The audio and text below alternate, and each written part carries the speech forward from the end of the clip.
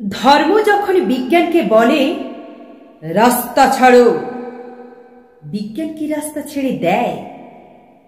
পোপের ভয়ে দেশান্তরী হয়েছিলেন Leonardo da Vinci. সারা দিন একটা অন্ধকার ঘরের মধ্যে পায়চারি করতেন গ্যালিলিও গ্যালিলি। তাঁকে পাহারা দেবার জন্য বসে থাকত একজন ধর্মের পেয়াদা, যার চোখের পাতা বাতাসেও নড়ত না। বিজ্ঞান কি তখন থেমেছিল?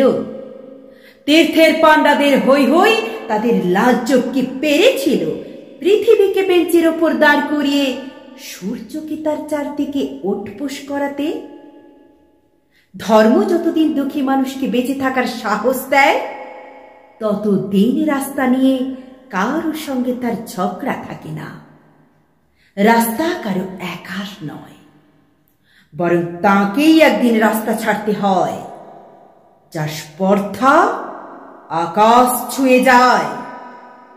বিজ্ঞান যখন প্রেমের কান ফুলে ভাড়াটে জল্লাদের পোশাক গায়ে চাপায়, আর রাজনীতির বাচ্চারা পয়সা দিয়ে তার ইজ্জত কিনে নেয়, আর তার গলা থেকেও ধর্মের ষড়দের মতোই কর্কশ আদেশ শোনা যায়, রাস্তা ছাড়ো, নইলে।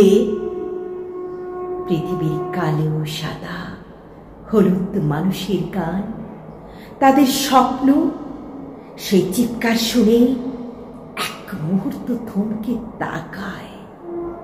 তারপর যার যেদিকে রাস্তা, সেদিকেই মুখ করে তারা সামনে, আরো সামনের দিকে এগিয়ে যায়।